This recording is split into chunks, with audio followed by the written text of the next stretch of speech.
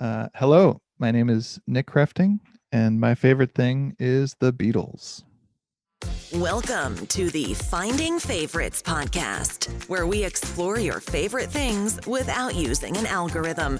Here's your host, Leah Jones. Hello and welcome back to Finding Favorites. I'm your host, Leah Jones. It is Sunday, August 8th. Deep into Leo season. This week was my mom's birthday and my dad's birthday, both. It's a 2 Leo household. And so happy birthday, Mom and Dad. I hope you guys had a good week. Lots of family time. So that was really lovely. Today I'm talking to Nick Krefting. His wife and partner, Jess, was on earlier this summer. Just a couple weeks ago, talking about children's books. And this week, Nick and I are talking about the Beatles, a niche band, a small band, active in the 1960s that you may or may not be familiar with. So it's really fun to get his point of view on the Beatles, his top 3 books, some top 3 songs. This week, Jocelyn and I officially spun off Candy Chat as its own podcast. You can find us at candychatpodcast.podbean.com. Look for Candy Chat Podcast on iTunes and Google, and I'm working on getting it on all the other places. Episode 1 is the Finding Favorites episode about candy that I did with Jocelyn in July. Episode 2 is about road trip candy. What is the best in road trip? Thank you to Shai Corman from Friday Night Movie Podcast for being one of our early listeners and giving us some shout outs on his podcast, and to the folks from the Dose Chord who gave us a first listen. It is just going to be fun. We're figuring out different topics every week, and we'll be having guests soon.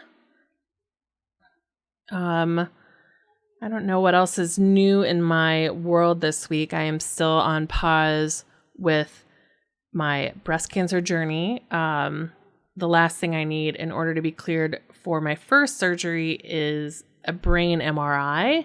That's coming up this week. I did find out, I got my genetics test back in, and I do not carry the BRCA mutation. So that is good news for me. While I am Jewish, I converted to Judaism, so I'm culturally Ashkenazi, but not genetically Ashkenazi. So I don't come from Eastern Europe. So it was confusing to my doctors and the genetic counselor when I was like, look, I am a middle-aged Jewish woman, so I'm very familiar with the risks, especially in Ashkenazi communities, the higher risk of breast cancer. So I'm very aware of it because that's the community where I spend my time, but I don't believe I'm going to be at risk at this, and I wasn't.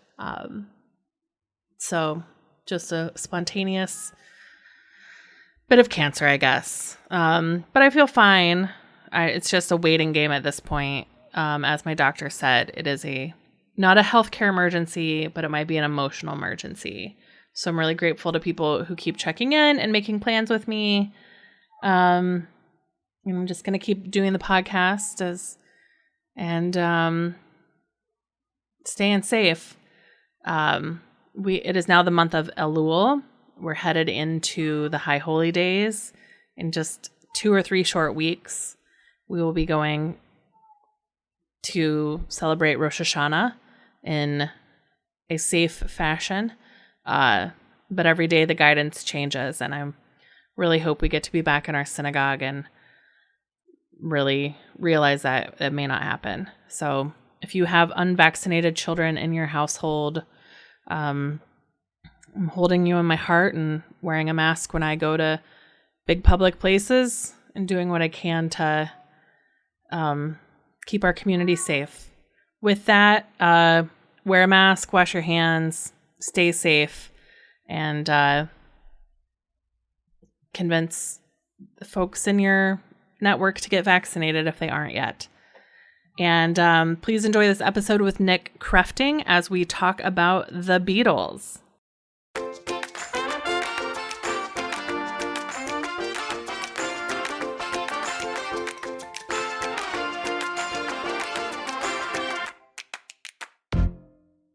Hello and welcome to Finding Favorites. I'm your host, Leah Jones, and this is the podcast where we learn about people's favorite things and get recommendations without using an algorithm.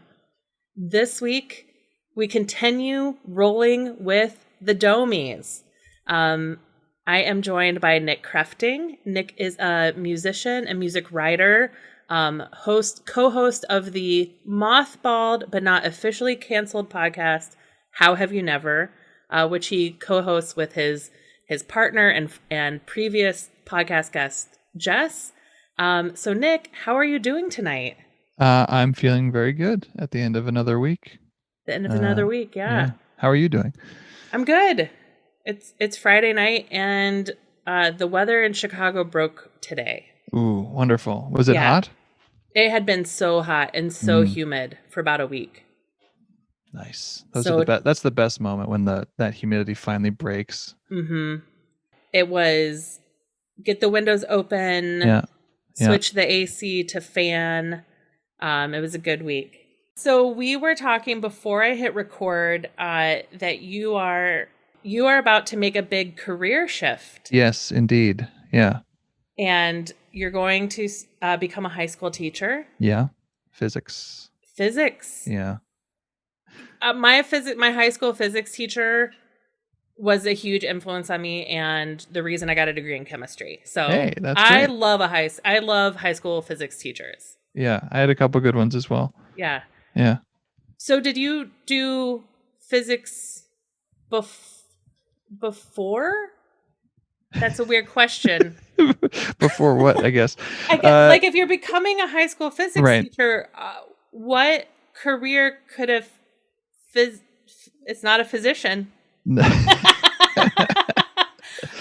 So yeah, I guess what prepares you to say, you know what, I want to it's time to become a high school physics teacher. So 2 years ago I left a master's program in astrophysics. Okay. So that's what gave me the know-how. All right. I have a degree in history from way back. Mm-hmm. And pretty quickly realized I can't really do a whole lot other than be a lawyer with this history degree. Mm-hmm. Which is what my sister did. Yeah. And I didn't particularly want to do that. No offense to lawyers, but it wasn't my bag. So I began scheming ways to go back to school and learn physics so I could teach it somehow. That was sort of always been the dream for like over a decade now. And then, a few rounds of losing all the money later. That's why I got out of grad school. That the immediate impetus was, oops, the car broke down, and I have just enough money to fix the car, and that's it. Yeah. Maybe I should get a job that pays more than minimum wage, if I can. Yeah. And luckily, I had physics degree, so I was able to do that. Very, very fortunate. Nice. What is your what do you love about physics?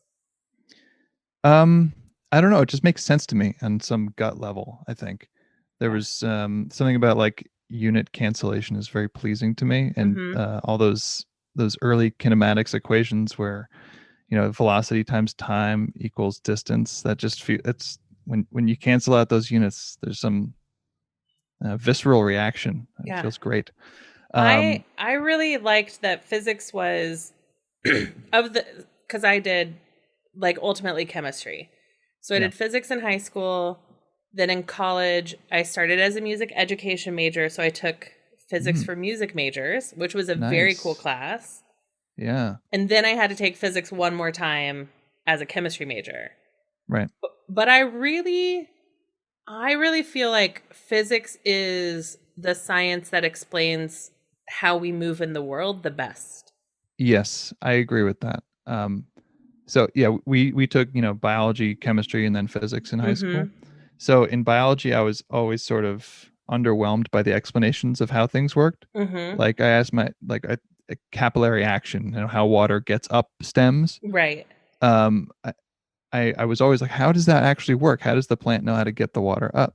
And I was given some very biology explanation, which was unsatisfactory to me. And then once I learned that, electrons cause things to move around. I'm like, Right. oh, the water is a dipole and there's some force Mm-hmm. from above it that's pulling it up. That makes a lot more sense than it goes up the stem Right. against gravity. And similarly, like in chemistry, the idea of, well, there's this huge gap between every atom. So why aren't I falling through my chair? Yeah. That's physics. Yep. It's because electrons are very good at repelling things, other Mm-hmm. electrons, I guess. Um, so yeah, those two explanations of how the world worked kind of were answered by physics and made me feel, okay, this is the this is the way of thinking for my brain. That's awesome. Yeah. Yeah, I don't know if we had a physics major. Our main professor was a British naturalist who later had some charges brought against him. But my TA, who I adored, my sophomore year, is now like a union organizer in New Hampshire, I think. Yeah. Cool. He was someone who was studying, getting a PhD in physics, and then got involved in the grad student union and went the union organizing route. Yes, I was unionized right before I left. It was a wonderful couple of years. Very cool. Yeah. What experiment are you most excited to teach next year? Oh, I don't know. It's not so much about like the labs, I don't think.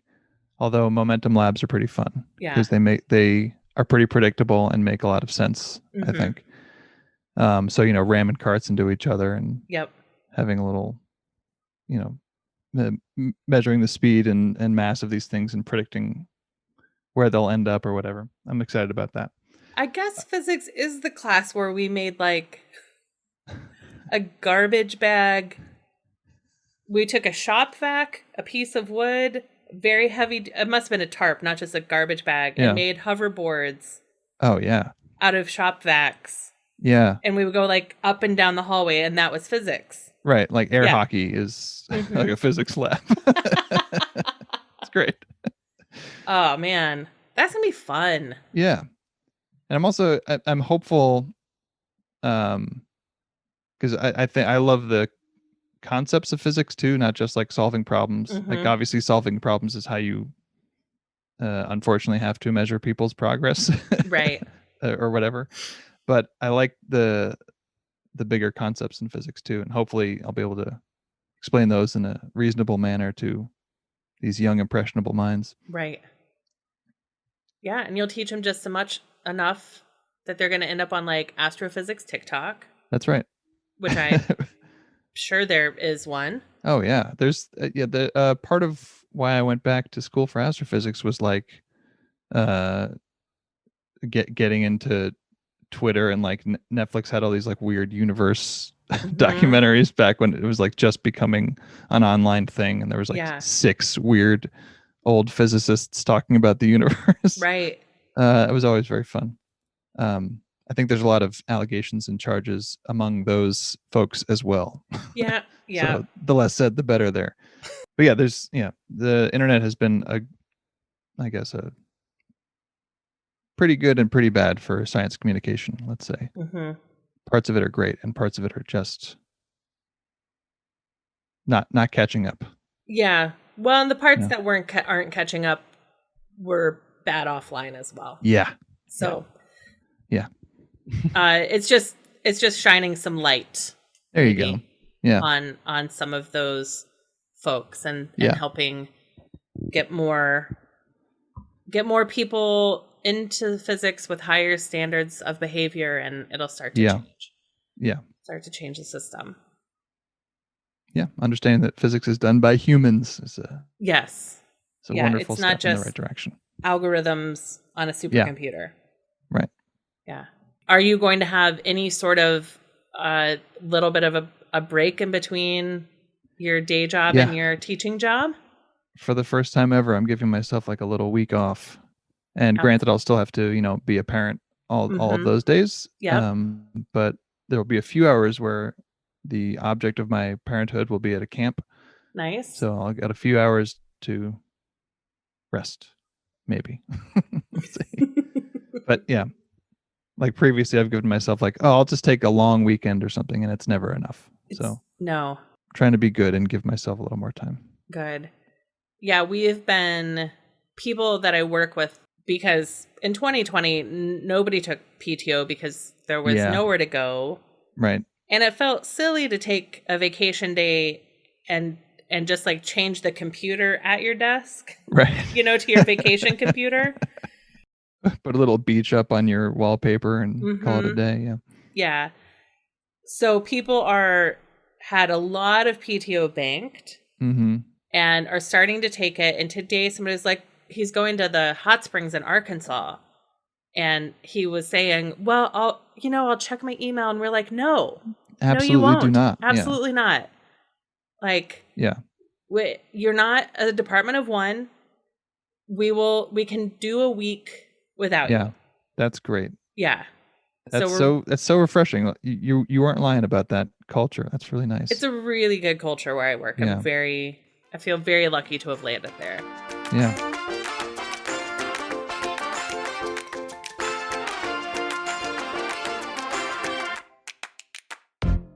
Next to you on your couch. Yeah. There might be a cat. There might be Peach or Mango might come up. Yeah, they might be around. Although they might be upstairs too. We'll see. We'll see if they care to bother me. But there's also a stack of books for tonight's topic. Indeed. So, Nick, what are we going to talk about tonight? We're going to discuss the most well-documented pop group in the history of music, the Beatles. Fantastic. Yeah.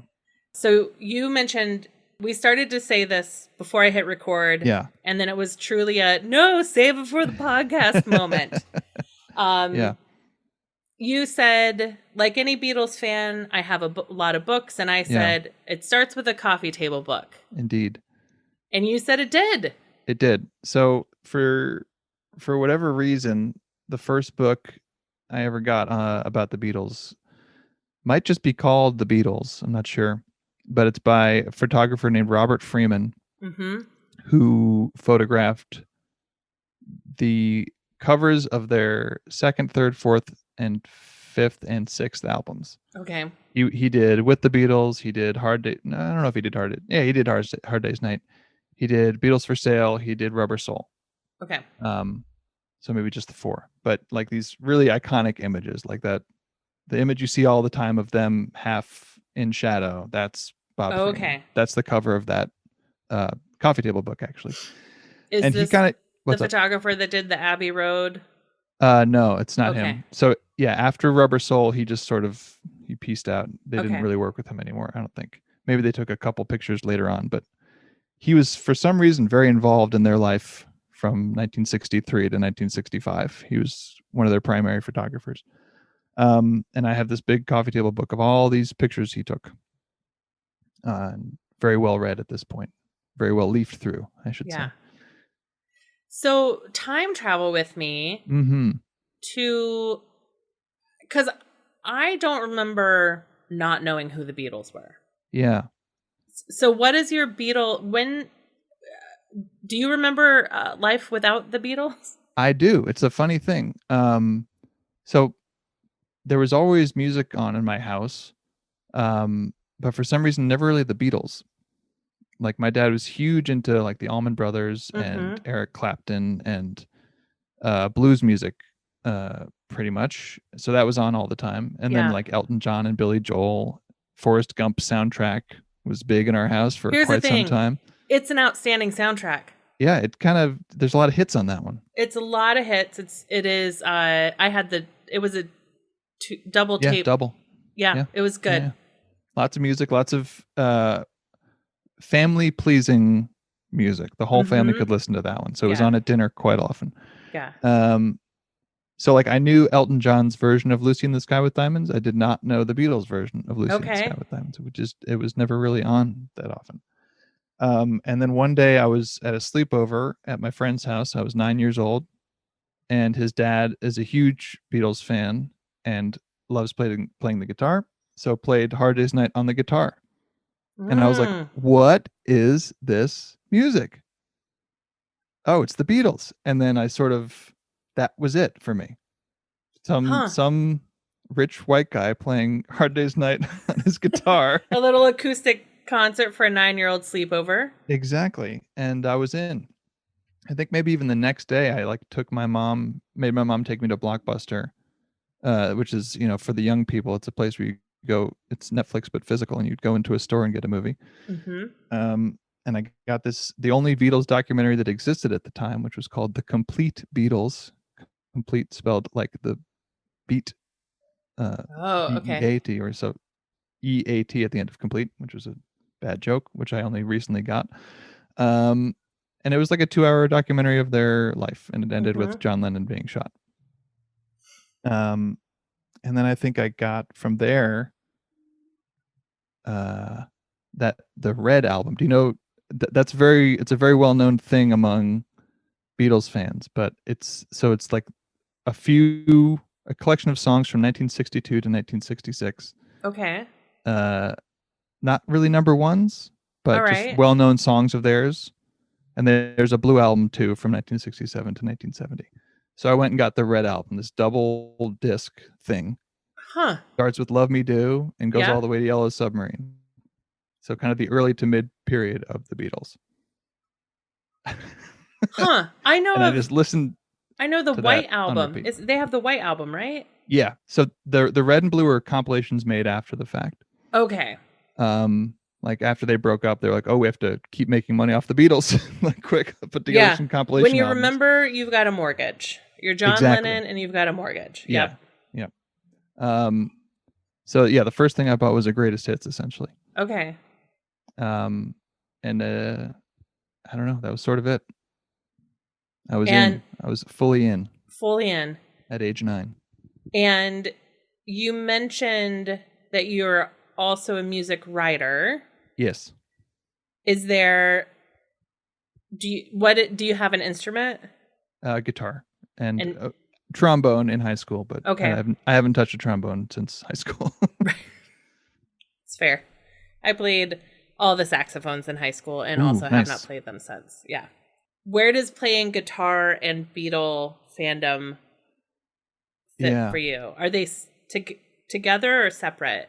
They're pretty separate. It's weird. So I guess guitar playing was more locked to when I got into the Allman Brothers, following my dad's lead, and a couple years after this all happened. So the first song I ever figured out how to play on guitar was Jessica, that do do do do do do do do do do do, the Allman Brothers song. And then I went and married Jessica. So there you go. So, and then I only recently, for some reason, I was intimidated by Beatles songs. Like I didn't like the part of my brain that had internalized all their music and put it up on this huge pedestal was like, you don't deign to touch that music. That music is above you. It was very, I worked through some stuff in the intervening years, but I only recently learned how to play a lot of Beatles songs. Okay, I get it. I used to be very against Beatles covers. I was very purist in that way. And of course, there are a ton of amazing Beatles covers out there that I refused to enjoy willfully. All right. So but certainly early Beatles songs they're like 3-chord songs, right? They're basic. There's a lot of pretty basic stuff. Yes. Yeah. Even a lot of the later stuff, like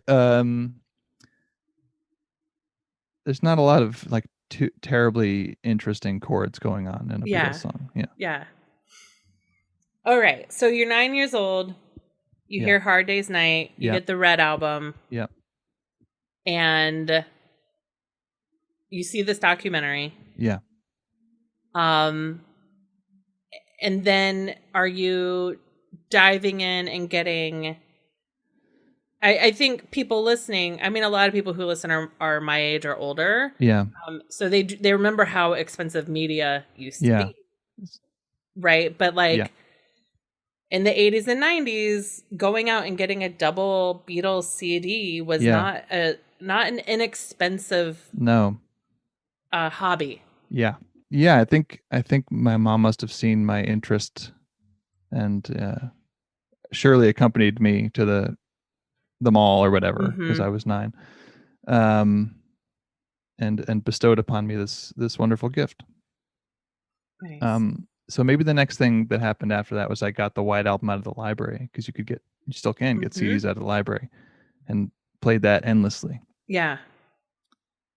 So I had no conception of this time at this time of the arc of the band, really, like how Mm-hmm. because there's early alcohol-y, methy Beatles. Right. There's middle, very stony Beatles, and then Mm-hmm. there's late, like LSD into cocaine, heroin Beatles. But I was just jumping all over the place. Catch Mm-hmm. as catch can, whatever I could listen to. Whenever I had enough money to get an album, I'd get a new one. Yeah. But if my brother already had, like, he had Revolver, so I didn't Okay. get Revolver. So I'd Okay. have to, steal it from him from time to time to listen. Um, yeah. Yeah, our parents had they had a good album collection, and they Mm-hmm. had, I remember just spending a lot of time with the Sgt. Pepper's album, Yeah. just looking at it, because it was Yeah. such a, who were the people, all Right. of the costumes, and I have pretty vivid memories of the Yellow Submarine too. Mm. Because it's a cartoon, right? Yeah. They That was were, like, so I don't remember the exact story of how that happened, but it was like while they were making the Album, somebody was like, "Well, we can make a Yellow Submarine movie with, the Yellow Submarine if you guys sign off on it." And I mm-hmm. said, "Okay, we'll give you some outtakes from Magical Mystery Tour that you can also put on the album. And Yeah. then George Martin our producer will write this really cool score for you." But they didn't like do the voices or anything. They had almost no involvement in this Oh, movie. how strange. It's really weird. Like they had a Yeah. bunch of people. The joke was that like the people sounded more like them than they did. Like they exaggerated those silly accents. Yeah. And now those are the accents we know. Ooh, Paul. Yeah. Oh, Yeah. it is, isn't it? Yeah. They're all like Oh. these really heightened Liverpool Mm-hmm. accents. Yeah. All right, so you're kind of catch as catch can, getting the albums you can when you get the money, getting things out of the Yeah. library. When do you start having a better understanding of their arc, of Yeah. their story? So I was very lucky to be at the exact right age when the Beatles anthology aired on ABC in like Mm-hmm. 1997. I was Okay. like right in middle school, like primed to absorb all of this Right. information.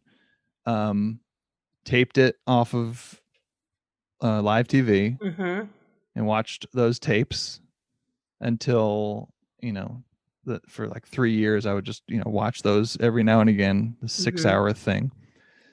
And then years later, it came out like an extended version, 8 VHSs uh, Nice. came out, and I got that for Christmas one year, and then I watched that endlessly.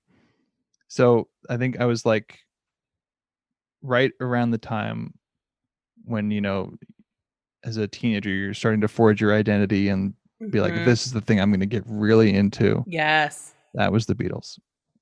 And Outstanding. I got at the similar time, I'm going to show a book to the camera. This book called Revolution in the Head, Mm-hmm. by Ian McDonald. Ian McDonald, which is basically a song by song story of the Beatles. He goes through and talks a little bit about the musicianship that went into the song. Like Mm-hmm. I just noticed as I was leafing through it before this call, in the index, he lists the songs and the keys they're in, Oh. and then the page that they're on in the book. So he's very invested in what key they're in. Right. He So it's like, also did yeah. not like a bad cover, apparently. I have this is my second copy of this book because the first one is shredded because I used to keep it by my bed and read it every night before I went to sleep. Yeah. But I just ate this book up, bad takes and all. And what are so is he telling stories about the Beatles related to the recording of the album, or is he telling like stories from his personal life that the songs, like, is it a live lit show of essays? Right? No, it's very much like I know who the Beatles were. I know what they were thinking, and I can Oh, tell you through okay. their music. Okay. One of the quotes is like the mystic chronicler of the Beatles or something, some ridiculous ridiculous pull quote from a review. But I mean, this is where a lot of my opinions on the group were formed, All right? right. I took his opinions for my own sometimes. So What when you think of some of those opinions, yeah. what was some of his influence on you? Well, let's see. Let me look through some of these. So yeah, his arc of the group is like it's the book is divided into three sections, like on the way up, then the top, and then coming down. Okay. Whereas like really they were pretty much extremely popular the whole time they were making records. Yeah. Like there was no downfall. Their last album was Abbey Road. It's like Yeah. their best album. They weren't like Yeah. going down. There's no big dip. There's no Yeah. still there's still no dip. Yeah. So that was like sort of part of it, like the idea that so their manager Brian Epstein, who was the one who was responsible for sort of getting them in shape and getting them into a sellable package. In Mhm. like 1962, he sold their music. He got them wearing suits rather than their leather jackets and stuff. He died of a drug overdose in 1967, I think. Okay. So they released Sergeant Pepper, and he died. Okay. And they were sort of adrift at that point. So that is what Ian McDonald would call this is This when they the start to come down. downfall. Yeah. Okay. They stop touring. They are not doing anything anymore other than making amazing music. Right.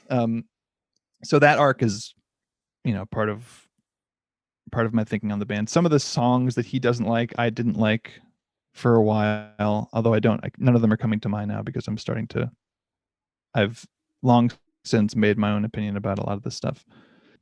Because one of the things that's interesting about the Beatles is you would think they'd been recording and touring consistently like the Rolling Stones for as Yeah, popular and like in the air we breathe they are, right. but they're like less than a decade, right? Of They were actively recording for about 7 years. right. Yeah, and 180. They wrote 186 songs in that time, It's and bananas. covered a few others. Yeah, and they're like, it's unreal to me that like 1965 Rubber Soul, Yeah. 1966 Revolver, 1967 Sergeant Pepper's, 1968 the White Album. Yeah. Like that's so much. That's like Radiohead's entire output, Yeah. right? In 4 4 years. years. Yeah. Um, it's stunning. I mean, and it did break them in a lot of Right. ways because like especially for the first years they were touring also, so they were forced to do a couple hundred shows a year and write these extremely popular songs and albums. Like, uh, it's not a healthy way to live. No. Yeah. When you said these were kind of the drinking methy albums, were they Yeah. on speed? So I say that because like they were before they were the Beatles, they were a bar band in Hamburg for Okay. a few years. Like they're some season in Hamburg where a bunch of bands go and play for like 10 hours straight in bars and get paid a pittance. Mm-hmm. And the waiters at that establishment would the Kaiser Keller, I think it's called, would like put speed in their drinks to get them to like wake Wow. back up and play because they had this 12-hour shift or whatever they were trying to do. Oh my gosh. So it was very much a little bit of a speedy time at the Okay. beginning there. Their songs were all super short, super fast, super tight. Right.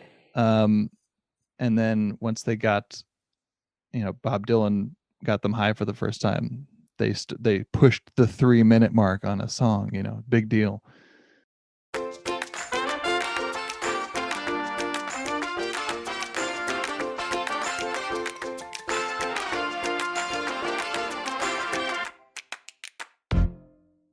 It's also I apologize if I'm jumping a little bit Jumping is fine. all over the place because as I said, they are the most documented pop group in Right. the entire world, and we have like half an hour left to Right. talk about all of it.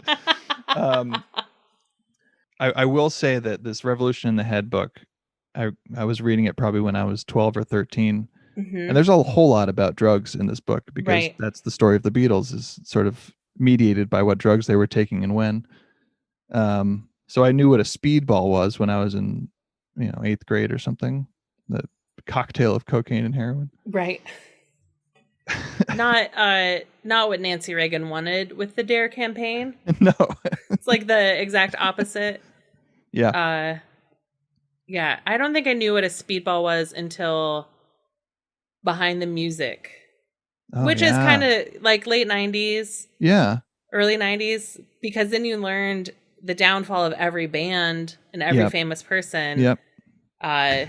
Speedballs. With speedballs. Which for some reason I thought, is an 8-ball something in drugs? 8-ball is, I think, An a amount of unit cocaine? of cocaine. Yeah. Okay.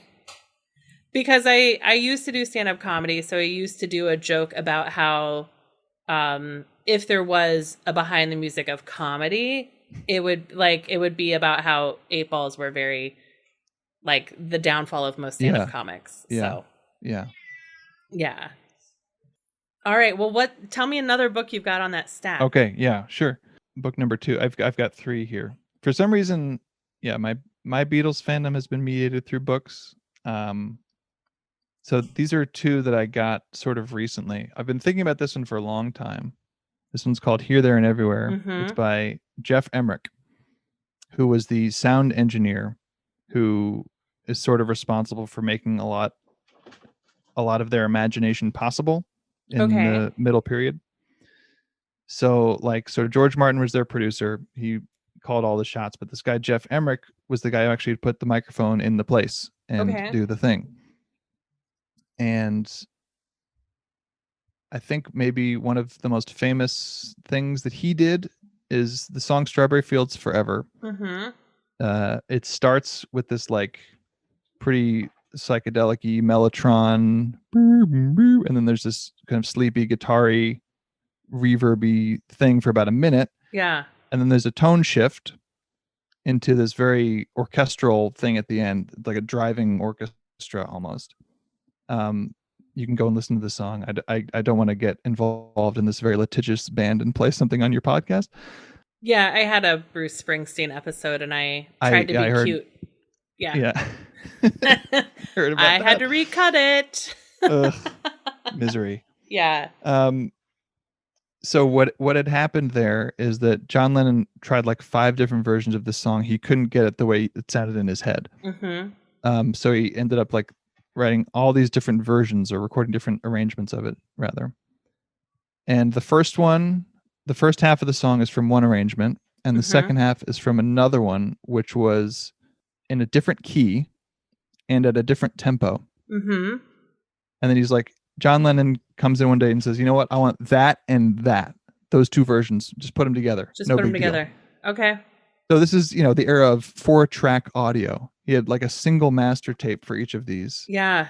And luckily, Jeff Emmerich was able to discover that if you pitched the second one down, it would, like, you slow it down, it would pitch it down just to the same key as the other one and roughly the same tempo. And he cut the physical tapes together. Yeah. And it's seamless. So he did that. And that's just like the editing that he did, not to mention like the, I want my voice to sound like the Dalai Lama on top of the mountain for Tomorrow Never Knows. And he was able to run the microphone through a Leslie cabinet, which is like a rotating speaker. It was the first time that was ever done. Wow. It was not for vocals at all. It was for instruments. Wow. Yeah. So this guy, he was just young enough and inexperienced enough to be able to do exactly what they needed. And did he go on to record lots of other people, or did he also just have a 7-year career with the Beatles and that was his career? No, he also, he did. He and Paul got on well together, so I think he engineered a lot of Paul's solo albums, and I think he also did a lot of Elvis Costello's stuff. Oh, interesting. Yeah, so he's, he earned his credentials and used them, I think. Yeah, I think when you Yeah. come off of being the Beatles sound engineer, you can work with whoever you want to work with. Yes, exactly. Yeah. So it's a fun read. I don't really remember too many of the details Mm-hmm. because I think I was sleeping poorly because I had a 1.5-year-old at the time I read it. Fair.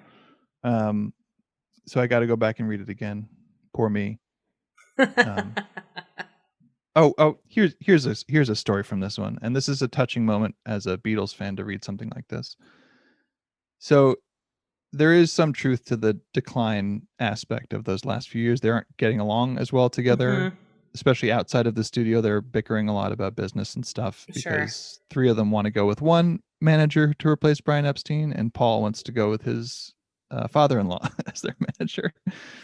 I So can see why yeah, they might not want to go with father-in-law. it does make sense, yes. Yeah.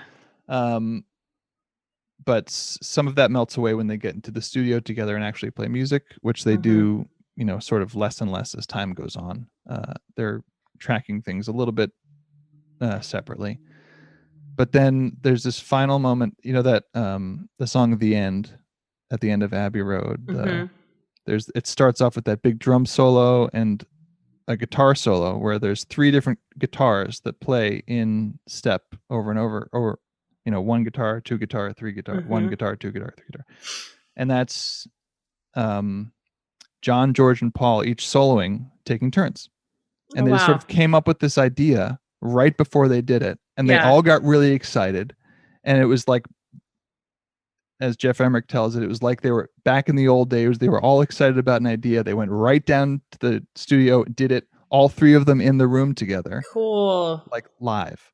And it was like perfect. They knew exactly what they wanted and they did it. And it was this Just beautiful trading little moment. bars. Yeah, exactly. Beautiful. So that's a fun story for like a lifelong Beatles fan to be like, oh, they actually still did like each other a little bit Right. and made that beautiful moment happen at the very Yeah. end of their last album. Aptly named. Yeah. Yeah. And I guess there is some degree of Peter Jackson. We're about to see that it might be Peter Jackson's making a Let It Be documentary with all the footage from that time, which is supposedly the Oh. nadir of their career. But he says it's all very happy when they actually get and play music together. It's very, very happy. So Yeah. he's going to release a movie either later this year or next year. So it'll be 4 hours long? Hopefully. Yeah. Now you're talking my language. Yeah. But yeah, he's going to cut together this documentary. I'm very excited about that. All And if you want, right. I'll get to this final Yeah. What's book. the next book?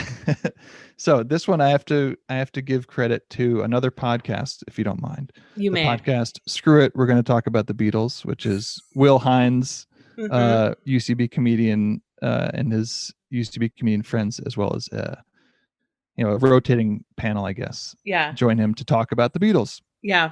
And I'm gonna steal their catchphrase, which is "We get stuff wrong, we mess stuff up, but we love the Beatles, and you do too." Mm-hmm.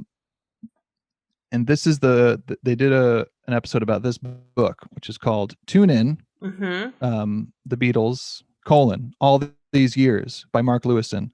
This is volume 1 of 3, Holy moly. and it's 800 pages long. This tome goes from the time, I guess technically the time they're all born or before, Yeah. right up to the recording of Please Please Me, Wow. which is their first album. And it's 800 pages long, and they don't even release the thing by the end of it. So we don't know about their success yet. But my God, it's a fun read. It's really good. Have all 3 volumes been released? Nope. Just Oh. this one. Okay. And this is, I don't remember what year it came out, but it's not looking good for all 3 right now. Yeah, 2013. Okay. So we're 8 years into 8 years in. So into that's by volume 2. George R.R. Martin? Yeah, exactly. It's by Patrick Rothfuss is writing book 2 and 3. Oh, Patrick Rothfuss did like something with Lin-Manuel Miranda. Did he? Dark Arts, his Dark Materials? Oh, he did that? He was on that show? Didn't he? I don't know. Patrick Roth. I know he's a working writer. He does do gig work and stuff. He's very slowly working on his third book. I say, take all the time you need, Pat. Here's Mango. Okay, so hi Mango. So he wrote the King Killer Chronicle. Yeah. Book 1 and 2 so far. Yeah, so he's been working with Lin-Manuel Miranda on a Showtime fantasy drama. I think that's his Dark Materials. It would seem that way. So I guess you're allowed to take a pause on your beat. Now, is this written as like creative nonfiction first, like, or is it? Are we talking about Tune In? Yeah. Tune In is a straight biography. Okay. It's a straight history music bio. In painstaking detail, what were they doing May 7th, 1958 sort of thing. All right. Like when they used to practice in their drummer's mom's house sort of thing, and she had a club in her basement, and when did they play in that club? And it sounds a little dry when I'm saying it, but for some reason it's just give me this book all day. I love it. So that's the most recent Beatles book I've read, and by far the most comprehensive thing I could possibly imagine.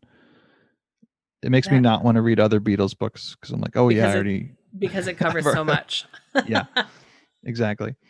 And when in the course of finding these books, and when did you soften on learning to play Beatles on your own? So that was once I had a kid. Mm-hmm. And I wanted to play him songs on guitar. Okay. So he was like, a year, 18 months or something. And while I was staying at home with him during that time, I would learn Beatles songs and he would crawl around and stuff. Oh. It was fun. That's nice. Does he have a favorite Beatles song? Are you indoctrinating him in the way of the Beatles? I tried, and I succeeded for a while, and then I sort of fell off. I stopped having to commute for very long to get him to daycare. So it used to be like we'd go to daycare and it would be like a half hour, 45-minute commute because it was closer to my work, which was half hour, 45 minutes away. And I could play stuff for him then, captive audience and all that.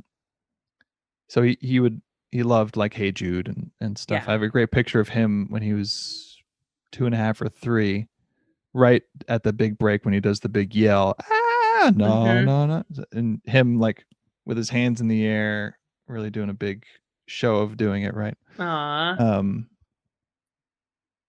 So yeah, now he sort of, they're the only celebrities he knows about. I would say.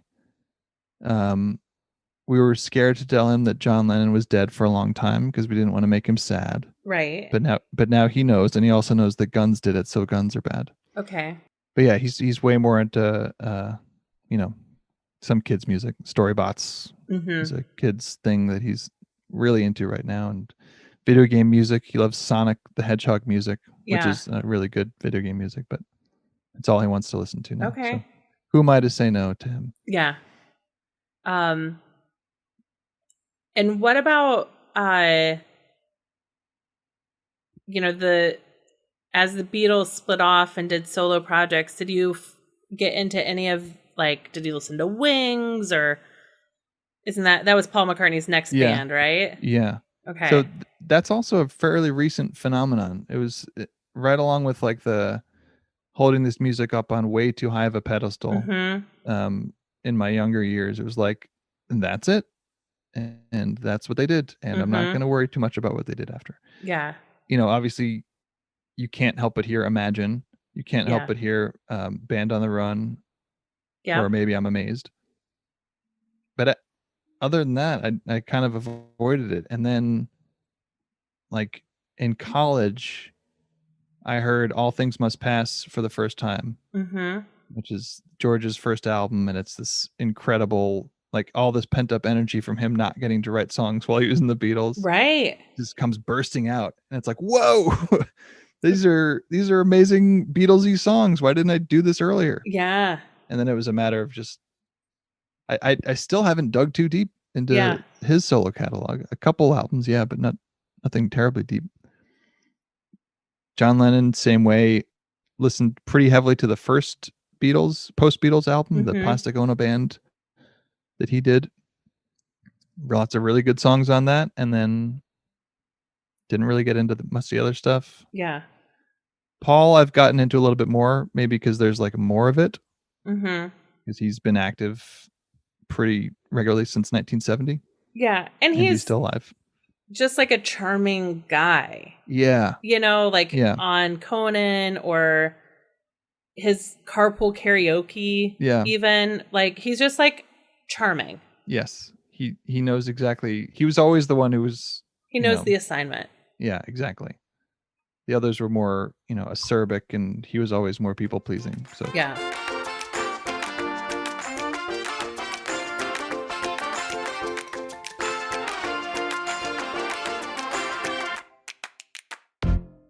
this is another thing they talk about on Screw It. We're just going to talk about the Beatles a lot, which is like this sort of recent resurgence of interest in Paul McCartney as an artist. Mm-hmm. Because for a long time it was driven by this: John Lennon was the creative genius and Paul McCartney was the workman-like songwriter of the band. Right. And that was only heightened by, his John Lennon's untimely early death, sort of cemented that legacy. Whereas if you go back and listen to Ram, which is Paul's second solo album, it's incredibly good and like deep in a lot of weird ways. It sounds like indie rock from 10 years ago. He's just way ahead of the curve creatively, sonically, and he just did it, Yeah.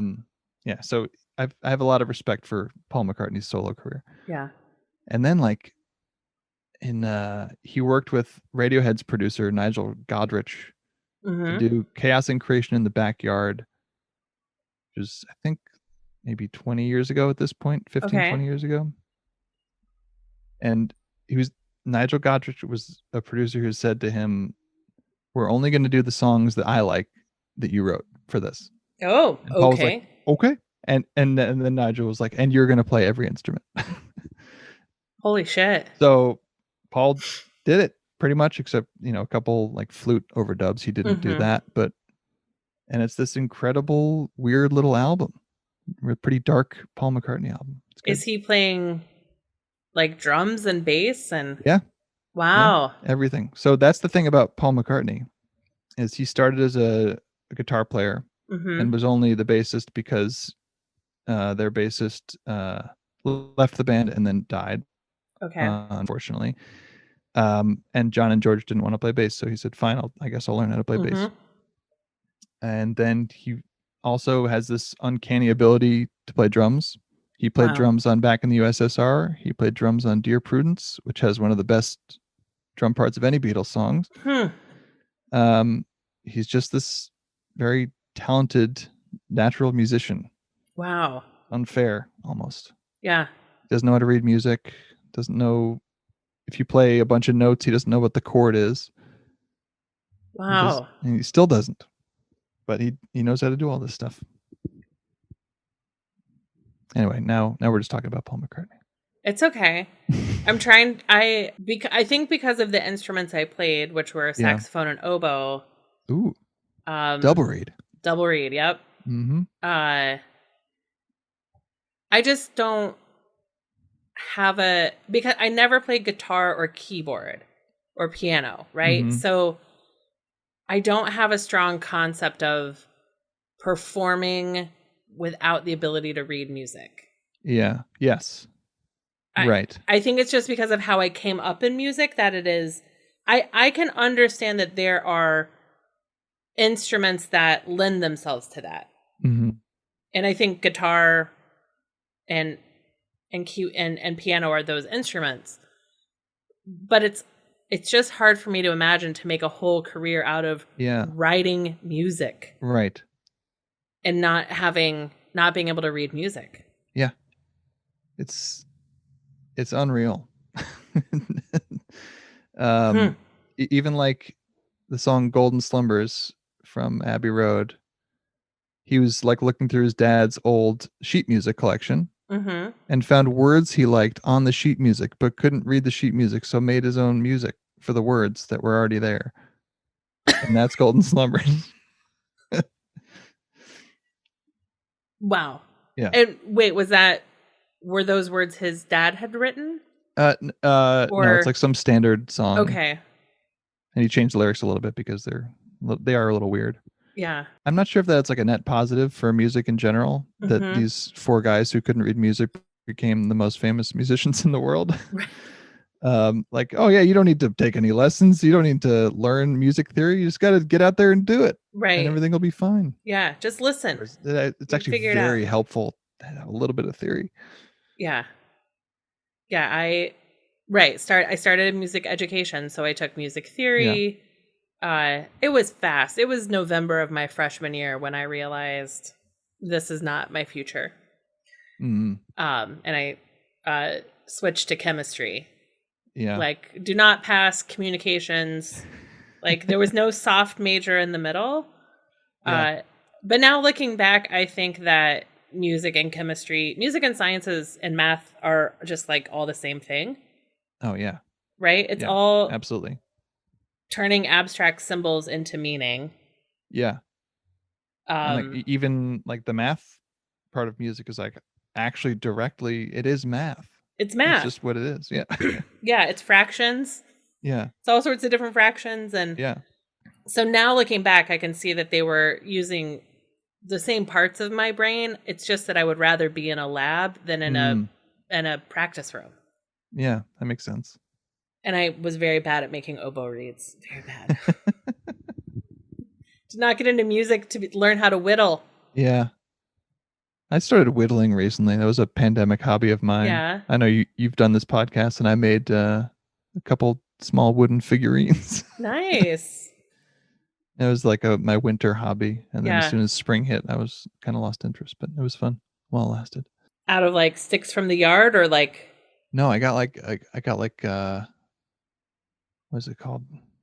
I don't remember. I don't even remember the name of the wood. It's been that long since I touched it. It's like balsam, might be balsa wood, like like the kind of like a standard. lightweight. Yeah, the standard like wood block wood that's good Okay. for carving. Huh. Yeah. Neat. Anyway, I'm looking at my little collection right now. It's really nice. It's a good thing I did, and I would like to get back to it maybe if Yeah. the spirit moves me at some point. But Yeah. Well, you can see how aerodynamic they are in physics that's right. class. You put them in a little air chamber with some, powder in Mm-hmm. there or something. I don't know. I don't know Yeah. how that works. I saw it on MythBusters. Do you have any moments in your life that are the soundtrack is the Beatles that are Mm, really meaningful to you? Like Beatles songs that are really meaningful to you because they were playing. right. A couple times. Um, so I've sort of had depression for quite some time. Never gone extremely deep, but it's always been there. Mm-hmm. Um, and there's been some time it sort of manifests as just a lack of emotional response to anything around me. Mm-hmm. So the song "Dear Prudence," Won't You Come Out to Play, which Yeah. is sort of about somebody in a very similar position. Um, that song has gotten to me on multiple of those occasions Yeah. when I'm sort of in a hole, and these beautiful bright harmonies are trying to pull Mm-hmm. me out of it, and I can't. So it's the dissonance is sort of I don't know. It's one of those music things. You want to listen to music that makes you hurt a little bit Right. sometimes. It's And you're like, no, give me Eleanor Rigsby. yeah, exactly. Give me the song about the dead woman, please. Yeah. Yeah. Um and then I mean just like my son, Hey Jude, that that can get me. Yeah. That song. Um there was actually a moment, I think it was right after Mr. Trump was elected president. where I was listening to Past Masters Volume 2, which is the collection of all their singles. Okay. Because for some reason they didn't put singles on albums. So all the songs they released that went They to were on number 45s with an Yeah. apple in the middle, right? Yeah. Yep. We had a bunch of that apple, Yeah. that green apple, like Yeah. cut on one side and full on the other, Yep. skin on the other. It's Yep. awesome. Yeah. So like I Want to Hold Your Hand is not on an album. Oh. And if you bought the CDs or whatever and you didn't get the Past Master CDs, you would never get I Want to Hold Your Hand. She Loves You, not on an album. Hey Jude, not on an album. Day Tripper, Weird. not on an album. Like all these huge, massively known songs, Right. not on a Beatles album. So that's another fun thing. But after once they released the CDs in 1987, they also released these compilations called the Past Masters compilations. Mhm. So, and my son was really into Volume 2, which is the Okay. later stuff, right around that 2016 period. And all of a sudden, all of those songs started to sort of refract through time in my head to be about what was happening. Oh. So like, Hey Jude, like it's the simple, like overly simple, take a sad song and make it better. But there's like this weird depth to that song, which is belied by these simple lyrics. And something about that repetition at the end, just like get it through your skull, like sort of thing. And then the next song on that thing is Revolution, which is sarcastic John Lennon saying, "Don't you know it's going to be all right?" Like, just magically, it's going to be all right.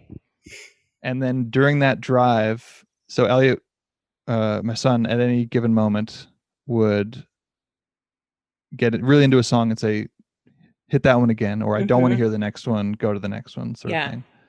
And he tried a song for the first time that he never really wanted to listen to before on that day. And I was like, this is a beautiful moment. He wants to branch out and experience something new, something good, something new, enjoyable that he can latch onto in this world. So I read a lot into that experience for some reason, but I still remember it. And there was one other that I thought of in the middle of that story that might be gone now. Oh, I remembered it because we were talking about the singles. So I want to Hold Your Hand was the song that broke them into America. That was always their big goal, was to get the United States. Yeah. And I Want to Hold Your Hand went to number 1 in the United States, and that spurred them to say, well, all right, let's take over the United States. And they never went back. But one of my friend's moms had like, it's kind of messed up, but she had stolen a bunch of 45s from her friend at some point and found I Want to Hold Your Hand, the original 45 from 60s, I think. Woo. And my friend had just gotten this little portable record player, and her mom was like, well, just put it on, this will be fun. And for some reason, something about that artifact, this magical 45, like you listen to those 2+ minutes of music and it comes to the end and that's it, and all you want to do is go put the needle back on the start and listen to it again. Like the medium of that 45 makes you understand a little bit about why that song is so magical. I think if you hear it in the middle of a compilation, you're like, okay, I'm on to the next thing now. But when it stops and there's nothing else to do, you put it right back in. Right. Yeah. Right, because we think about, I mean, certainly there were singles. Yeah. Lest we forget. Right. But when you think about, you've bought a new 45 and you're just going to let it play over and over again. Yeah. You're not going to flip it. Right. You're not going to listen to the B-side. That's a really interesting way to experience it. Yeah. She felt bad about it after we talked about it. So I think she might have hopefully contacted her friend and wanted to give it back. It's like all these old LPs and 45s and stuff. What do you think as we get close to the end? Yeah. What are the things about the Beatles? Clearly, by the size of the books, just the books you've shown me, we have like to say we've scratched the surface is like right. We've like put the needle down on the surface. We haven't started to scratch. Yeah. But what are some closing Beatles thoughts that if you don't get to say them, you'll be so bummed? Oh man, I'm glad I got my Strawberry Fields story out. Yeah. But so this is another thing they talk a little bit about on that podcast, but the idea that part of what's appealing to Beatles fans is not just the music, which obviously we all adore to varying degrees, but the story. Like their story is so interesting. Yeah. And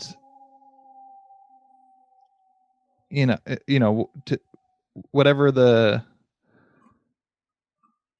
like that's the prototypical band story.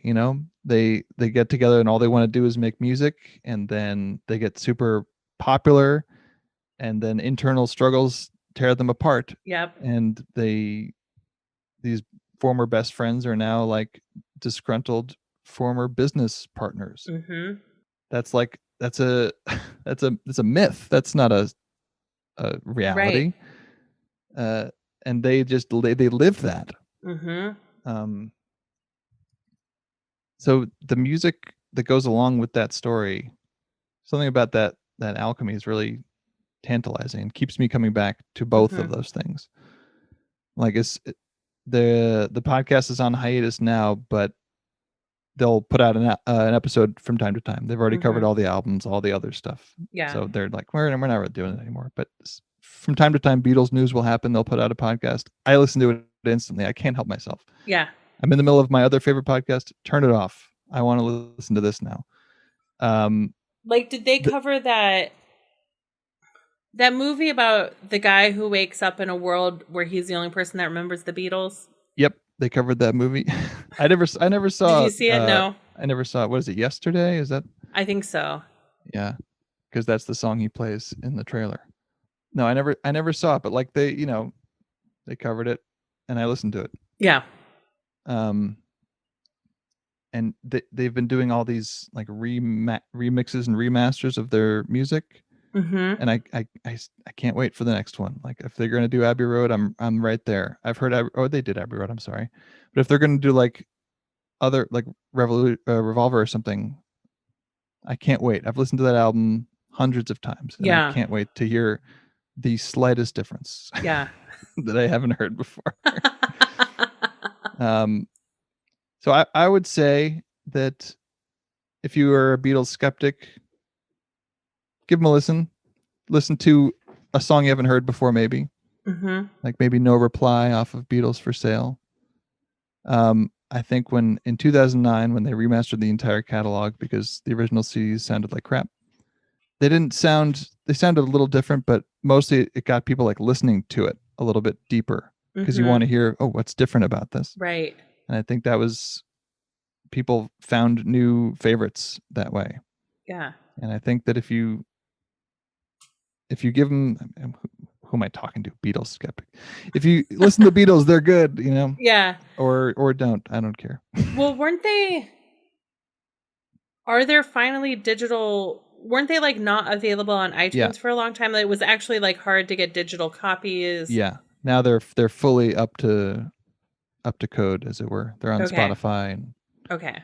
I think something like the Anthologies, which was the soundtrack to that documentary from the 90s, is not on streaming, but you can probably download it. Okay.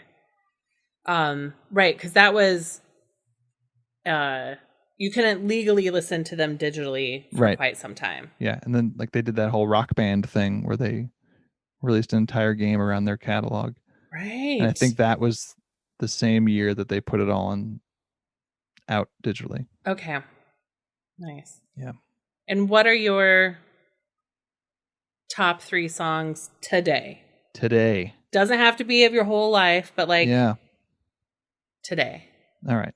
Well, I'm going to say because I can't help myself. I'm going to say 3 ones that people might not have heard of.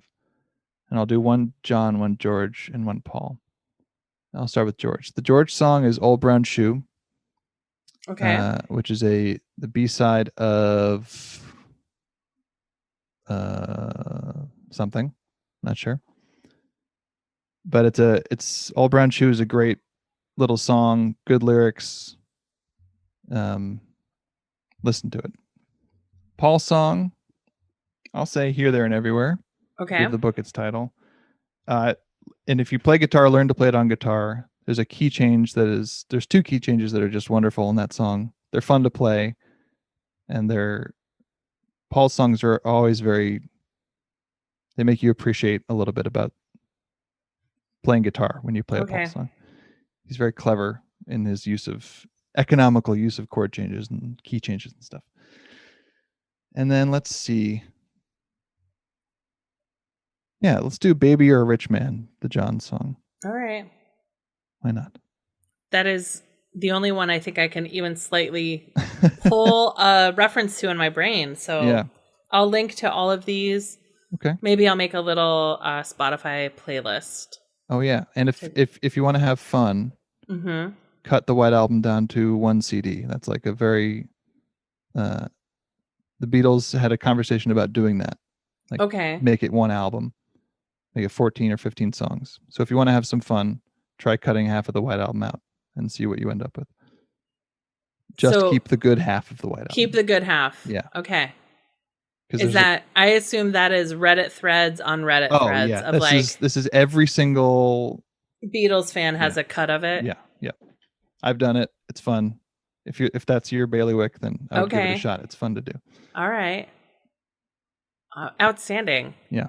Well, Nick, this has been a blast. Well, thank you. Thank you for having me. I'm ready to go listen. I listened to a lot of Beatles growing up. But they're not really, there's not much music in my rotation. I just listen to podcasts. So yeah. Is there anything you would like to promote? Sure. If you search my name, which you can find in the episode description, I presume. Yes. On Spotify, Apple Music, YouTube Music, I think is what it's called now, or Bandcamp, whatever you want. I should have some albums and EPs that you can listen to.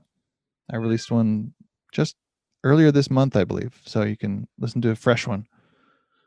Great. What type of music? It's rock music broadly. Okay. I kind of do it all at home. So the only thing is, like, there's a sampled drums, not real drums, but they sound like they're real drums that have been sampled. All right. I hit the keyboard and it makes them make the sound. But all the guitars and voices and stuff are me. Great. So you're pulling a Paul.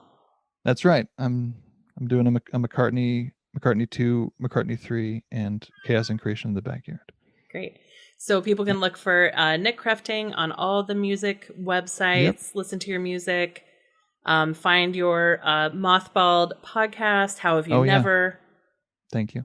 Great. Well, thank you and have a great evening. Thank you. You too. Thanks for having me. Thank you for listening to Finding Favorites with Leah Jones. Please make sure to subscribe and drop us a 5-star review on iTunes. Now, go out and enjoy your favorite things.